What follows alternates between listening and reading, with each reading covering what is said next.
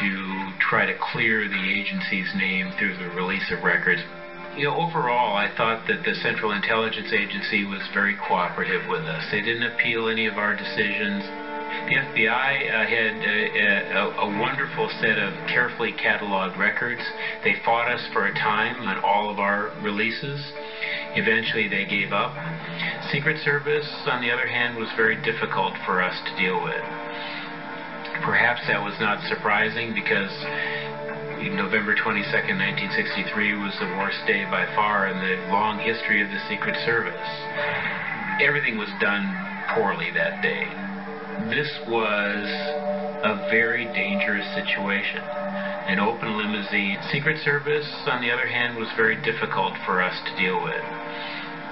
Perhaps that was not surprising because November 22nd, 1963 was the worst day by far in the long history of the Secret Service. Everything was done poorly that day. This was a very dangerous situation. An open limousine, crowds everywhere, buildings not checked, parts of a parade route where the vehicles had to slow to almost a stop to make that corner there, that sharp turn under the book depository building. Now all you have to do is look at the films from that day to see people like within 2-3 feet of the president as the limousine poked its way down the street. So the Secret Service was entirely revamped, and procedures and policies were changed entirely on the basis of what happened that day. There was no coordination with local law enforcement that there should have been. The FBI was following Oswald. I mean, obviously they knew he was working in the school book depository building. Was there any discussion ahead of time that this guy was clearly erratic? A little coordination here would have made all the difference in the world. The FBI and the CIA were listening to his conversations in the Cuban and Soviet embassies in Mexico City 6 or 7 weeks before the assassination. They knew what this guy was up to. He was erratic. Yet no one checked out his employment in the book depository building. In terms of after the fact, I mean, I think the Secret Service was most interested in getting, the president obviously to the hospital fast and then getting the body out of Dallas.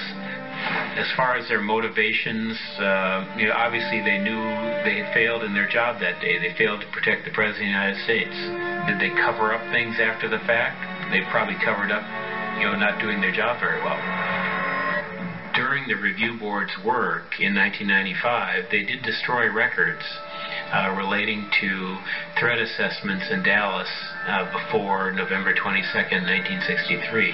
Well, we hauled them in right away to explain what was going on. No, it was inadvertent. Where you've got a law that requires you to present everything to us for our decision. And, well, they blamed some low-level person. I mean, it was just, it was inexplicable. And Judge Tunheim says the investigation into the assassination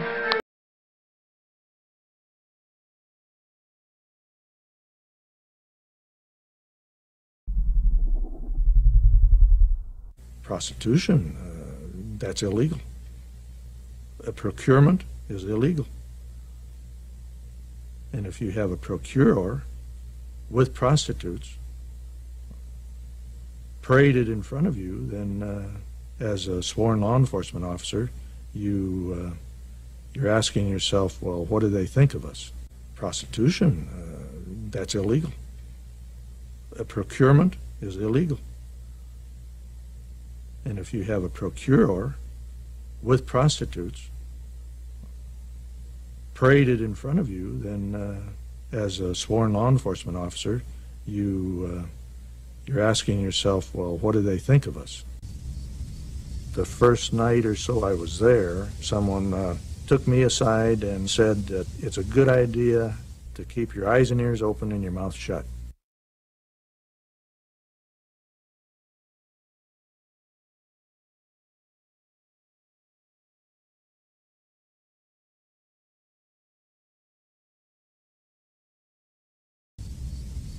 The first night or so I was there, someone took me aside and said that it's a good idea to keep your eyes and ears open and your mouth shut, because you're going to see a lot of stuff that doesn't belong outside the agent's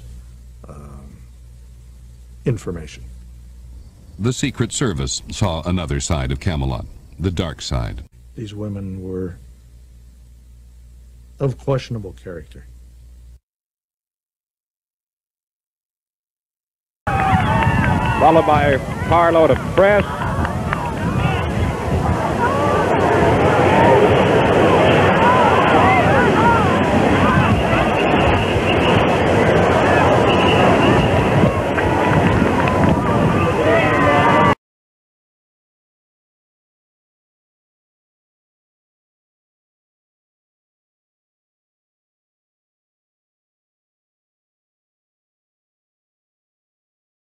Out here right up to the fence, shaking hands and talking with these hundreds of people gathered inside that fenced-off area. It was a great thrill to them and a complete surprise.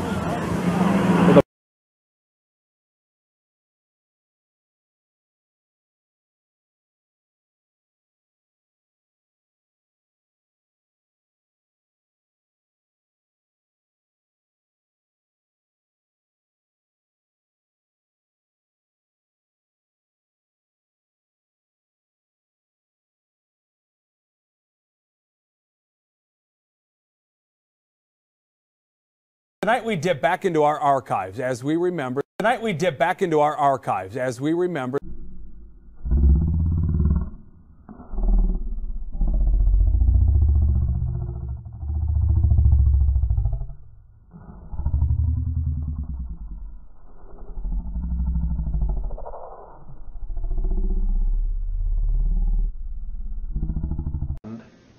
But in a bid to gain more public support in Texas, JFK agrees to a 45-minute motorcade through the streets of Dallas before his planned business lunch. 8 days before the visit, a Secret Service agent checks out the planned route of the motorcade. When he signs it off, the president's fate is sealed. Because the route takes JFK through Dealey Plaza and right past several tall buildings, including the Texas School Book Depository from where the fatal shot will be fired. the threat from any one of those buildings would be great. It was putting the president in a very precarious situation. When you think of protection, it's not just what's at the ground level. You have to think 360 degrees. You don't want to think like a Secret Service agent. You want to think like the assassin. And there's another crucial flaw that's been missed. Approaching Dealey Plaza, the motorcade will need to slow down significantly to make the turn onto Elm Street. It's not just a left-hand turn, it's a sharp left-hand turn and coming back at an angle, okay? The vehicle has to virtually stop or go at a very, very low speed to make that hard turn. From a window high up in the book depository, the limo becomes the perfect target for a trained sniper. You don't want to be static or still, and there's a term that's commonly referred to in the surface called get off the X. When you're on the X or when you are static, you are most likely to get hit. The Secret Service then makes another key error. The details of the planned route are passed on to every law enforcement group involved in the president's visit, except the FBI. The Secret Service would fail dramatically in the coming days. But who else knew of the plot to kill the president?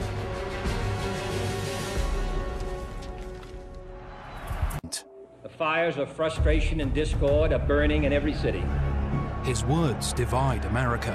North and South. By giving his famous June '63 speech, he really fanned the flames in the right wing, the kind of people that President Kennedy himself said, well, we're heading to nut country now.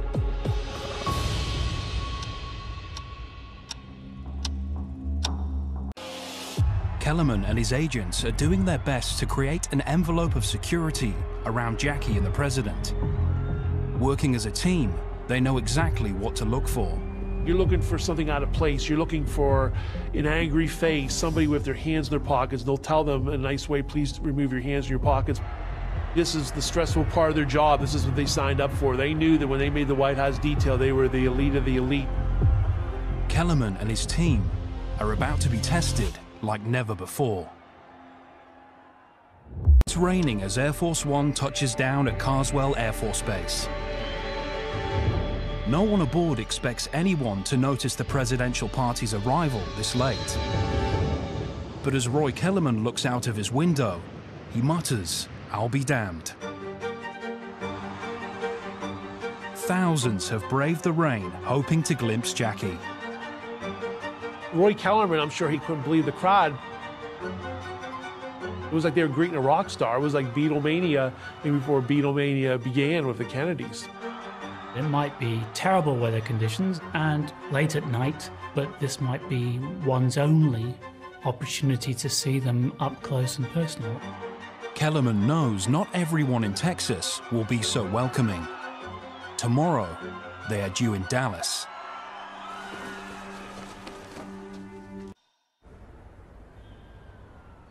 It's the end of a long first day for Secret Service agent Roy Kellerman.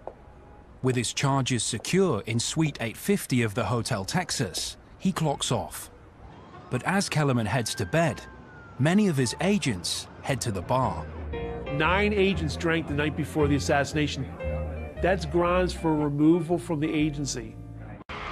If they only would have left the front and rear pieces on and even had that open piece in the middle, that would have been a security function. It's a psychological deterrent because so many people wrongly assumed it was bulletproof when an assassin or assassins even try with it on. If you listen to the narration that morning on WFAA ABC, they say, wow, the president is amazing. Instead of getting into the president's limousine, he's heading towards the crowd. Secret Service boss Roy Kellerman may be getting used to this scene, but he's not letting his guard down. You can see Roy Kellerman, everybody. He's looking to see that the various local police and local agents are in place. He's looking to see that rope line is there. He's looking to see everything appears to be normal.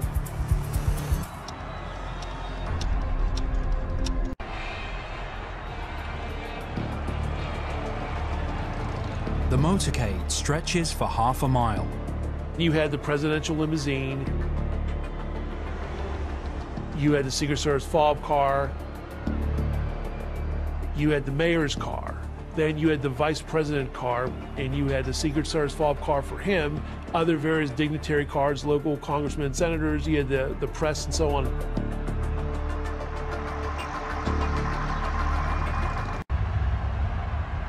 The City of Dallas police have deployed over 700 men, but unusually, none are guarding Dallas's many high-rise rooftops. The major trip before in Florida, in Tampa, 28 miles, almost 3 times the length of Dallas. They had multi-story building rooftops guarded with all the sheriff's department, with heavy arms. In fact, I spoke to the lead motorcycle officer in Tampa. He told me, oh, every multi-story building at 28 miles had armed men, and they would have shot anybody untoward during that motorcade. Got a pretty good crowd of people down here on Turtle Creek. Halfway down Main Street, FBI Special Agent James Hosty watches the motorcade pass by. He's shocked at how exposed the President and First Lady are. All the Secret Service agents are in the car behind.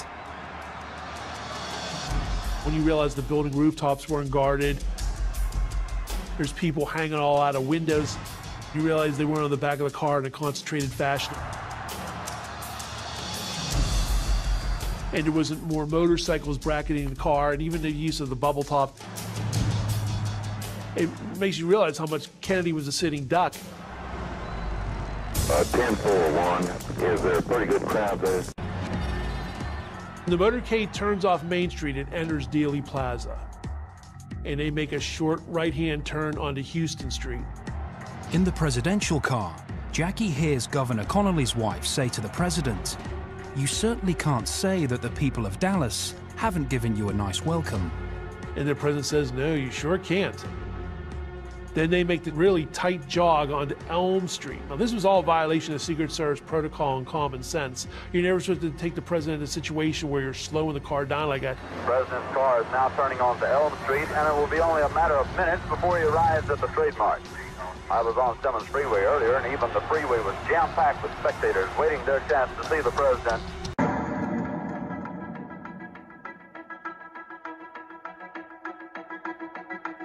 I always thought the valor of the Secret Service, how they would literally, throw themselves in front of potential assassins' bullets, and always fascinated me. And the question to me was always, wait a minute, why didn't these agents do more to protect the man? And the more I looked into it, the more I realized there were a lot of anomalies, a lot of questions that needed to be answered on the subject. No one has spent more time studying the Secret Service's actions that day than Vince Palamara. Standard operating procedure in an open motorcade would have been for the agents to be running, walking, or jogging with the presidential limousine. And there was also 2 handrails in the back for an agent or agents to hold on to, so they would be in close proximity to the president. Agents not riding on the rear of the limo is a huge issue in this case. The Secret Service agents are powerless to really do much of anything if they're not close to the president. And official mythology, I like to call it, is that President Kennedy allegedly ordered the agents off the car 4 days before Dallas. Claiming President Kennedy asked for changes to the motorcade's normal security protocols had been a recurring theme during the Warren Commission. I spoke to the special agent in charge of the White House detail, the #1 agent, Gerald Bain. I asked him, President Kennedy, I understand he was difficult to protect, right? He didn't want the agents on the back of the car, and he told me, this is the exact quote, I don't remember Kennedy ever saying anything about not having agents on the back of the car. If you look at the newsreels, you'll see agents on there. Well, one by one, I spoke to many of his colleagues, not only in the Secret Service, but actually White House aides that were not Secret Service agents, and it was a landslide. They were all telling me the same thing. Supposedly Kennedy ordered the agents off the back of the limousine. No. He had nothing to do with that. For the record of history, that is false. President Kennedy, very nice man, not difficult to protect, did not order the agents off the back of the car. This complete departure from procedure is captured here as the motorcade begins to leave Love Field Airport in Dallas. Jogging beside the car was an agent. In the fob car behind him, another agent rises from his seat and does hand gestures like this, obviously to order him to cease and desist. The agent stops in his tracks 3 times, not once, not twice, but 3 times, goes like this. And actually, that's the universal body language for what is going on. Turns out the agent's name was Don Lawton, and he's the agent who's formerly told to cease and desist by shift leader Emory Roberts, who rises in his seat with the hand gestures. And you see Don Lawton going like this. Don Lawton rode on the back of the car on the Chicago trip earlier in 1963 and 4 days before in Tampa. But he's relegated to meaningless Love Field luggage duty during the motorcade, during the assassination. It's ridiculous. Secret Service agent Clint Hill is also recalled from his position on the opposite side of the limousine. Emory Roberts had been the only one of 3 Secret Service shift leaders from the White House that was part of the motorcade. Emory Roberts was in charge of the follow-up car that was immediately behind JFK, full of Secret Service agents. He was the general, so to speak, of the follow-up car. If he said something, that's how it went. Emory Roberts, however, received his orders from Floyd Boring, the #2 man of the Secret Service White House detail, based in Washington. Floyd Boring, he was in charge of planning the Texas trip, and he was the one who gave out assignments. In an interview with the Assassination Records Review Board in 1996, he stated that there had been no change in policy for the Dallas trip, and put the blame on President Kennedy. The #1 man and head of the White House detail, Gerald Bain, was on vacation starting the week before the Texas trip, which left the immediate handling of the trip to Boring. Floyd Boring's right-hand man in charge of the logistics on the ground in Texas was Special Agent Winston Lawson. Winston Lawson came from the Buffalo, Syracuse, New York area. He was a former counterintelligence agent in the Army, and he joined the Secret Service in 1959. And again, he was an advance agent, an agent that would actually go to the different cities, towns in America and overseas in advance to work with the local police and dignitaries, whatnot, to get everything in line with motorcade rides, building security, etc., etc. Lawson, assisted by Agent Roger Warner, set the order of the vehicles in the Dallas motorcade. The normal order would have been to have a pilot car and a lead car, which was done in Dallas. Then you had a flatbed truck of the press photographers in front of the limousine filming and being eyewitnesses, and that in and of itself is a deterrent. And you had the press buses close behind the limousine, again, professional newsmen, eyewitnesses, they would have been there filming. Conveniently, the press was moved back at the last minute. There wouldn't have been a need for Abraham Zapruder, an amateur, to film the assassination. Another break from routine in the Dallas motorcade, the positioning of police motorcycles around the president's limousine. As with any other motorcade, the Secret Service worked hand in hand with local authorities to ensure the safety of the president. Usually surrounding the car, there would be a group of motorcycles. This was not only to obscure or block the view of potential assassins, but also to prevent anyone from the public who might be viewing, who got too excited, from approaching the car.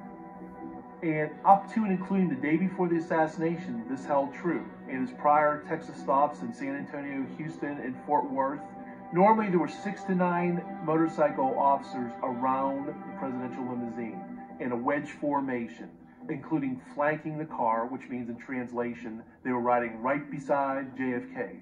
Then all of a sudden there is a last-minute change, and the motorcycles are reduced to 4 beside the car, but then they're not even beside the car. They're not flanking anymore. They're moved behind. Translation, the formation was meaningless.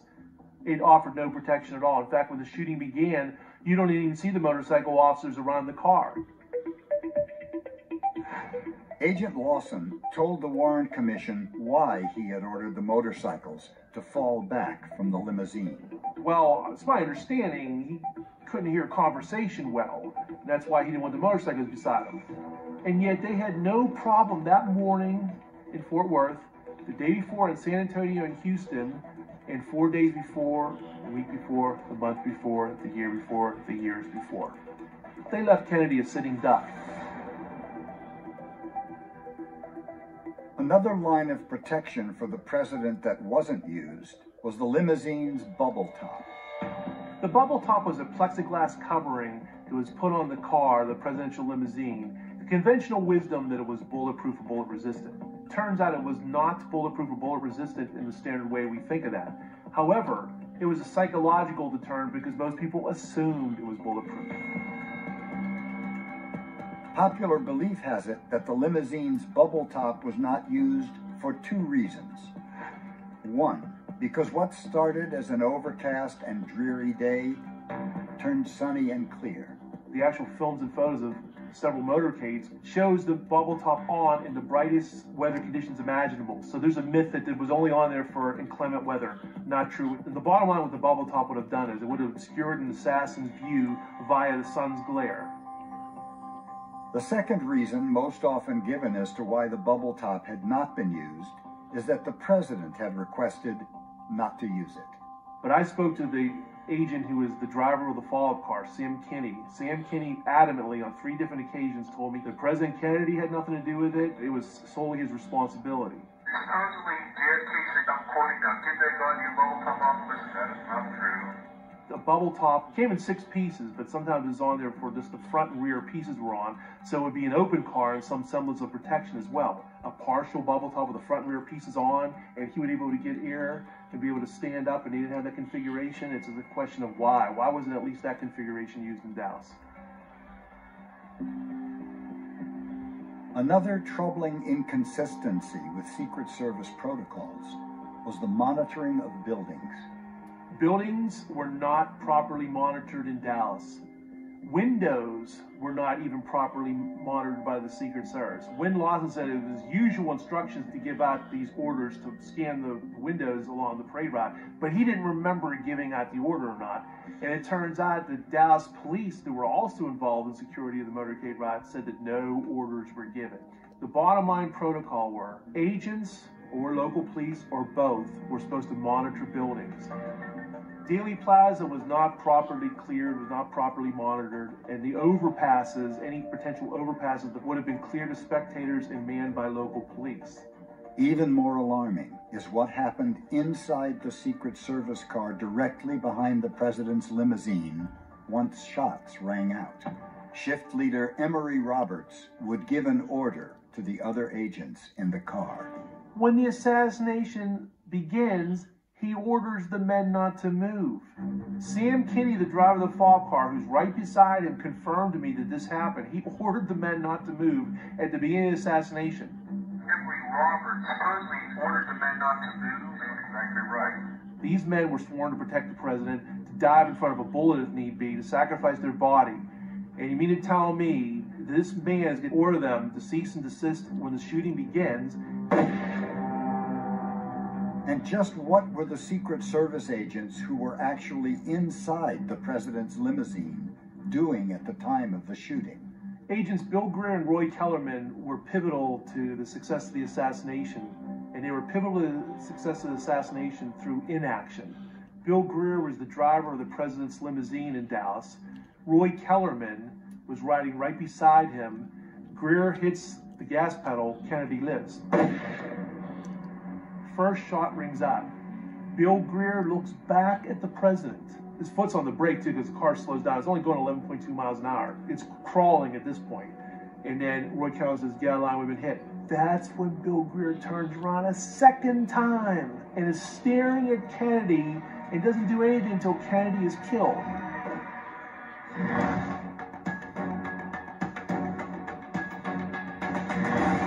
Yes, it was only 6 to 8 seconds, depending on estimates, but that is a lifetime for a Secret Service agent. Count down 6 to 8 seconds and watch the video of Reagan being shot. These men, by the time the 8-second shot, they're well out of there. Let alone 2, 3, 5 seconds. Amazing what they did. And Roy Kellerman, for his part, doesn't jump. He doesn't jump back. He's turned around. He's staring at Kennedy too.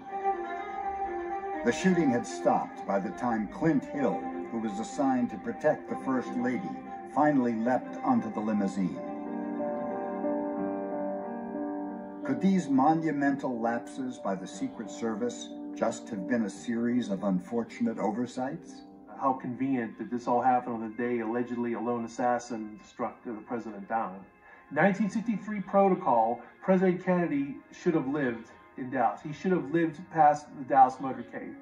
But Floyd Boring, in charge of protection of the president by planning the Texas trip, Emory Roberts in charge of the fob car, and Bill Greer, the driver of the president's car. Those three men bear the largest burden of what went down in Dallas. The buck stops with the Secret Service. Yeah.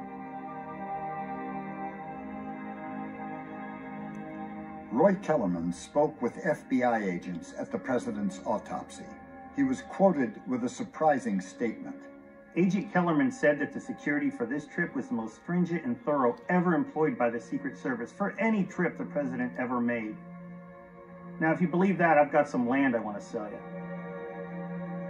In 1995, the government's Assassination Records Review Board, wanting to compare security in Texas against other recent trips, requested to see all Secret Service documents pertaining to presidential visits around that time.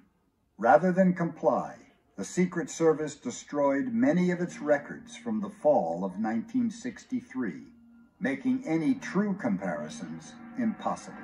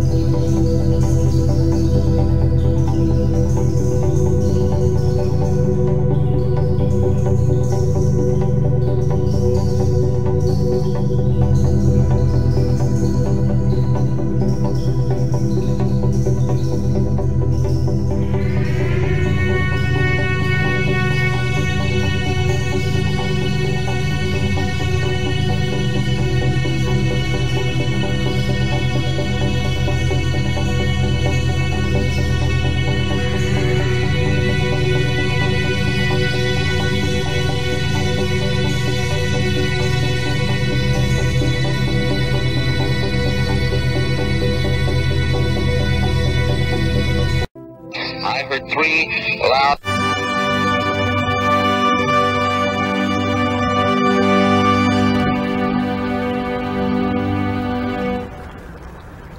From his hometown of Duluth in Minnesota, one of those questioning critics of the official version of events is Professor James Fetzer.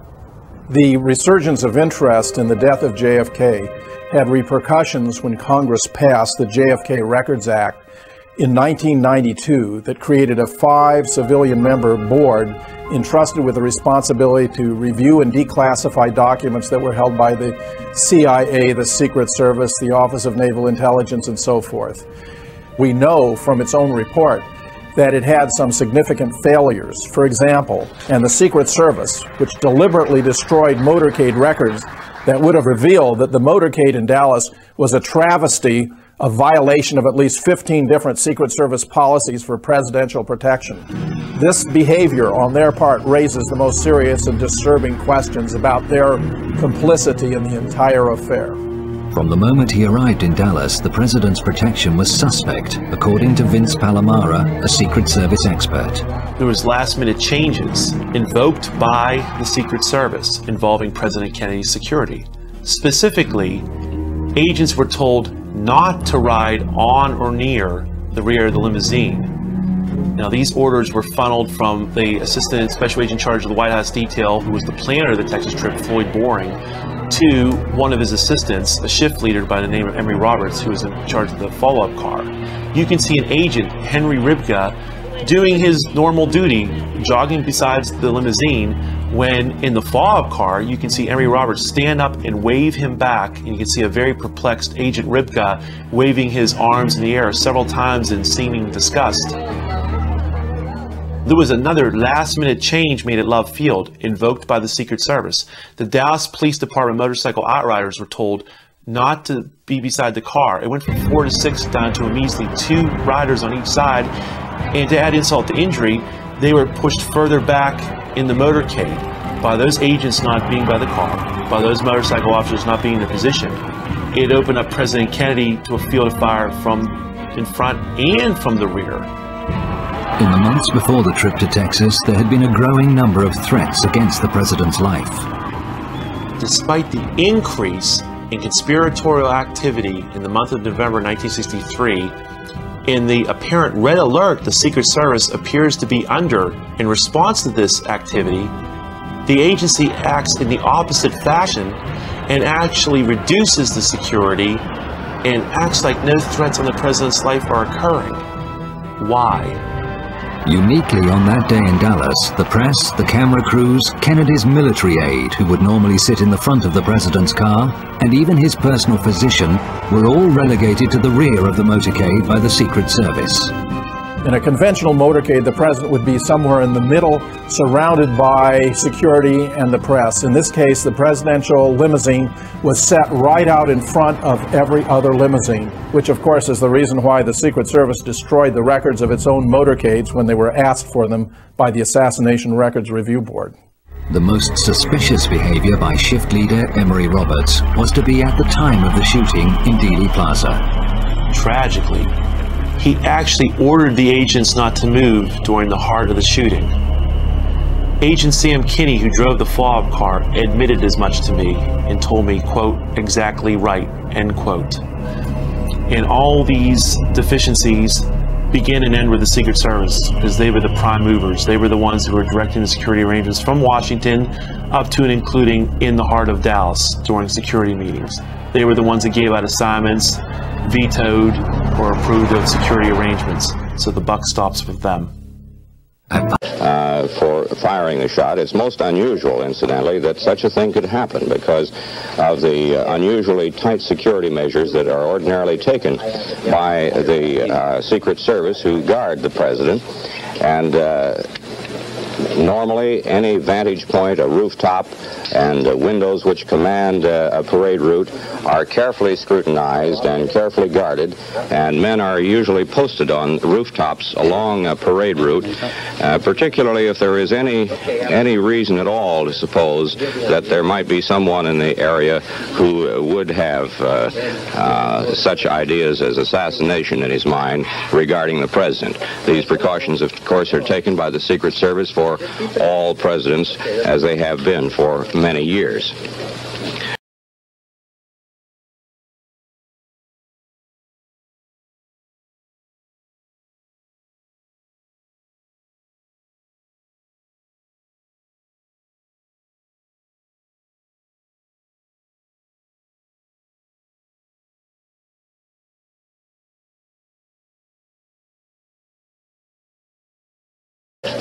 For firing the shot. It's most unusual, incidentally, that such a thing could happen because of the unusually tight security measures that are ordinarily taken by the Secret Service who guard the president. And normally, any vantage point, a rooftop, and windows which command a parade route are carefully scrutinized and carefully guarded, and men are usually posted on rooftops along a parade route, particularly if there is any reason at all to suppose that there might be someone in the area who would have such ideas as assassination in his mind regarding the president. These precautions, of course, are taken by the Secret Service for all presidents, as they have been for many years.